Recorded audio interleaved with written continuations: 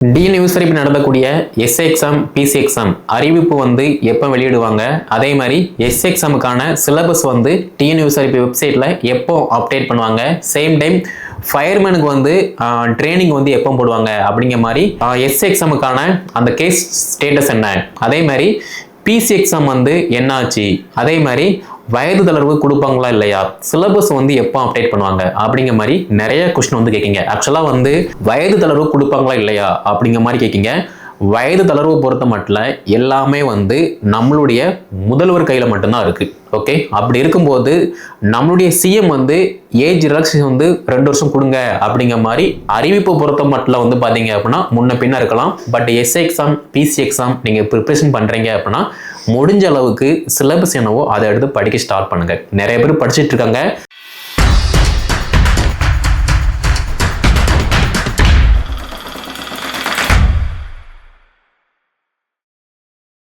டிஎன்யூசர் இப்போ நடந்தக்கூடிய S A exam PC exam அறிவிப்பு வந்து எப்போ வெளியிடுவாங்க, அதே மாதிரி எஸ்ஏ எக்ஸாமுக்கான சிலபஸ் வந்து டிஎன்யூசர் இப்போ வெப்சைட்டில் எப்போ அப்டேட் பண்ணுவாங்க, சேம் டைம் ஃபயர்மேனுக்கு வந்து ட்ரைனிங் வந்து எப்போ போடுவாங்க அப்படிங்கிற மாதிரி நிறைய கொஸ்டின் வந்து கேட்டீங்க. இதில் ஒரு நல்ல விஷயம் என்ன அப்படின்னா 2023 நடைபெற்ற ஃபயர்மேனுக்கான ட்ரைனிங் வந்து இப்போ போட்டாங்க. எப்போ போட்டிருக்காங்க, 29/3/2025, அதாவது சனிக்கிழமை வந்து பார்த்தீங்கன்னா அந்த ஆர்டரை வந்து பப்ளிஷ் பண்ணிட்டாங்க. ஸோ 1/4/2025 ஏப்ரல் 1ஆம் தேதி வந்து பார்த்தீங்கன்னா ஃபயர்மேனுக்கான அந்த இது வந்து ஸ்டார்ட் ஆகுது, ட்ரைனிங் வந்து ஸ்டார்ட் ஆகுது. எல்லாருக்குமே வந்து அப்பாயின்மெண்ட் கொடுத்துருப்பாங்க.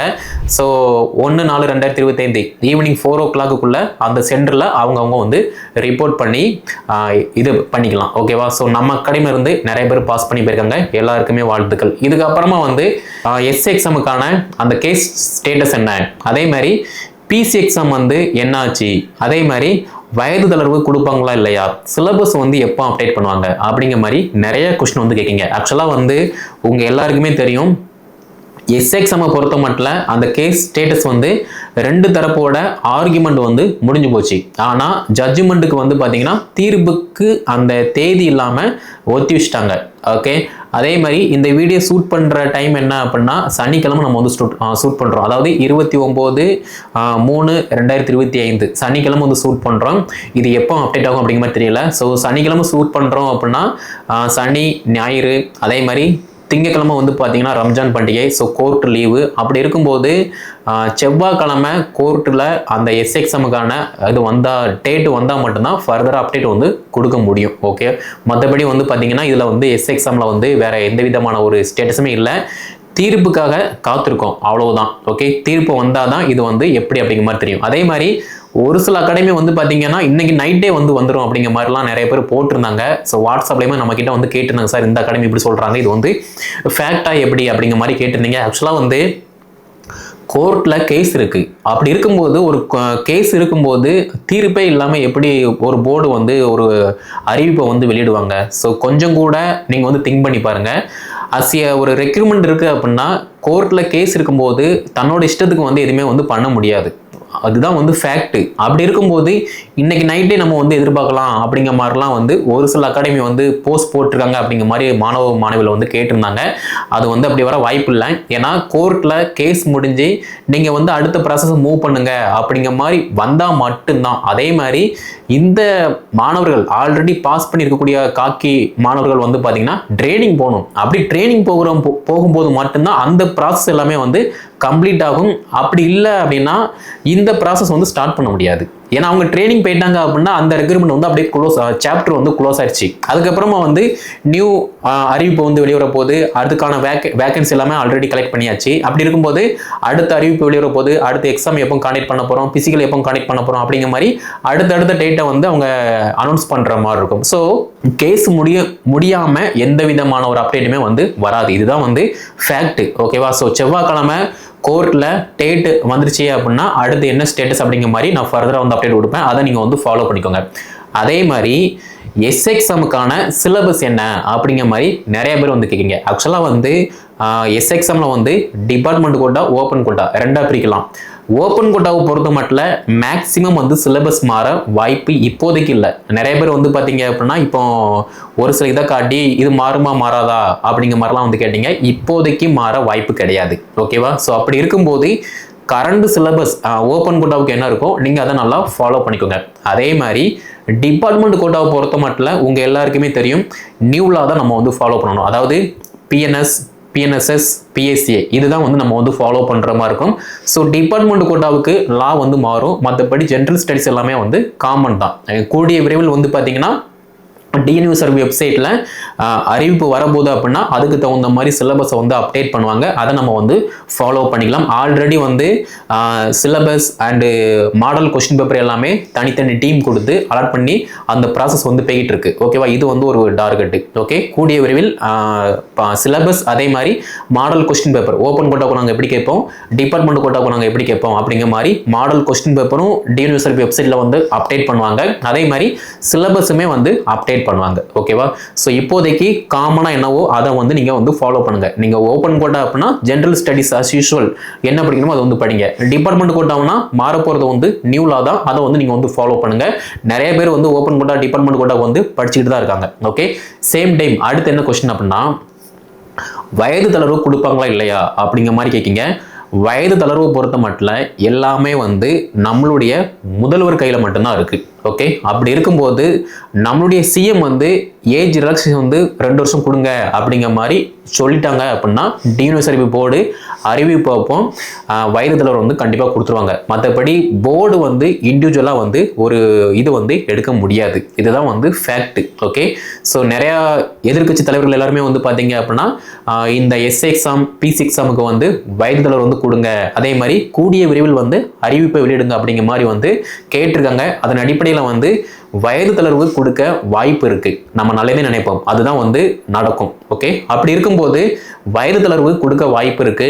So SA exam, PC exam அந்த பார்டர் ஸ்டேஜில் இருக்கக்கூடிய மாணவ மாணவிகள் பயப்படாம நீங்க வந்து படிக்க ஸ்டார்ட் பண்ணுங்க.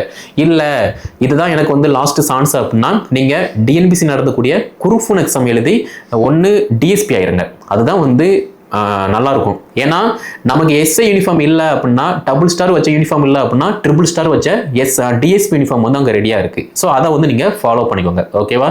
ஸோ நம்முடைய அகாடமி சார்பாக டிஎன்பிசி குரூஃபனுக்கு வந்து ஃப்ரீயாகவே வந்து ப்ரிலிம்ஸ், மெயின்ஸ், இன்டர்வியூ எல்லாமே நம்ம வந்து கொடுத்துட்ருக்கோம். அதை நீங்கள் வந்து ஃபாலோ பண்ணி படிங்க. நிறைய பேர் வந்து படிச்சுட்டு இருக்காங்க.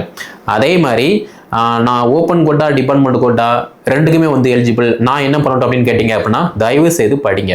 அந்த அகாடமி இப்படி சொல்றாங்க, இந்த அகாடமி இப்படி சொல்றாங்க அப்படிங்கிற மாதிரி மனசை அலப்பாய விடாம நீங்க படிக்கிறதுல மட்டும் ஃபோக்கஸ் பண்ணீங்க அப்படின்னா நல்ல மார்க் ஸ்கோர் பண்ணி பிசிக்கலும் நல்லா டபுள் ஸ்டார் அடிச்சு வேலைக்கு வந்து போயிடலாம். அதை விட்டுட்டு படிக்காம இருந்துட்டு நான் அறிவிப்பு வந்ததுக்கு அப்புறமா நான் நைட்டும் பகலும் உட்காந்து படிப்பேன் அப்படிங்கிற மாதிரி இருந்தீங்க அப்படின்னா அறிவிப்பு வந்ததுக்கு அப்புறமா எல்லாருமே படிப்பாங்க. அது வந்து ஃபேக்ட் தான். ஆனால் இப்போ இருந்து யார் படிக்காங்களோ அவங்க மட்டும்தான் வந்து எக்ஸாமும் நல்லா பாஸ் பண்ண முடியும், நல்ல மார்க் ஸ்கோர் பண்ண முடியும். அதே மாதிரி பிசிக்கலுமே வந்து நல்லா டபுள் ஸ்டார் அடிச்சு நல்ல மார்க் வந்து ஸ்கோர் பண்ண முடியும். அப்படி இருக்கும்போது உங்களுக்கு தெரியும் நீங்க எதுல பிளஸா இருக்கீங்க, எதுல மைனஸா இருக்கீங்க அப்படிங்கிற மாதிரி. அதை தெரிஞ்சு நீங்க ப்ராக்டிஸ் பண்ற பட்சத்துல ஈஸியா வந்து எக்ஸாம் அண்ட் பிசிக்கல் வந்து பாஸ் பண்ண முடியும். ஓகேவா? அதே மாதிரி நிறைய மாணவர்கள் வந்து பார்த்தீங்க அப்படின்னா ஒரு சைடு நான் படிக்கல அப்படின்னு சொல்லிட்டு இருந்தாலுமே நிறைய மாணவர்கள் வந்து படிச்சுட்டு இருக்காங்க. அதுதான் வந்து ஃபேக்ட். ஸோ டிபார்ட்மெண்ட் கோட்டாவாக இருக்கட்டும், ஓப்பன் கோட்டாவாக இருக்கட்டும், நீங்கள் ப்ராக்டிஸ் பண்ணுறீங்க அப்படின்னா ஈஸியாக வந்து நல்லா மார்க் ஸ்கோர் பண்ணிடலாம். அதே மாதிரி டிபார்ட்மெண்ட் கோட்டாவில் வந்து நான் எக்ஸாம் பாஸ் பண்ணதுக்கு அப்புறமா பிசிக்கல் பார்த்துக்கிறேன் அப்படிங்கிற மாதிரி வந்து விட்டுறாதீங்க. இப்போ இருந்தே வந்து உங்களுடைய ஹெல்த் கண்டிஷனை பற்றி தெரியும். அப்படி இருக்கும்போது அதுக்கு தகுந்த மாதிரி நீங்கள் 1500க்கு தகுந்த மாதிரி நீங்கள் ப்ராக்டிஸ் பண்ணுங்க. சரியா? ஓப்பன் கோட்டா அப்படின்னா அதுக்கு தகுந்த மாதிரி பிசிக்கல் ஆக்டிவிட்டிஸ் வந்து பண்ணுங்க. ஓகேவா?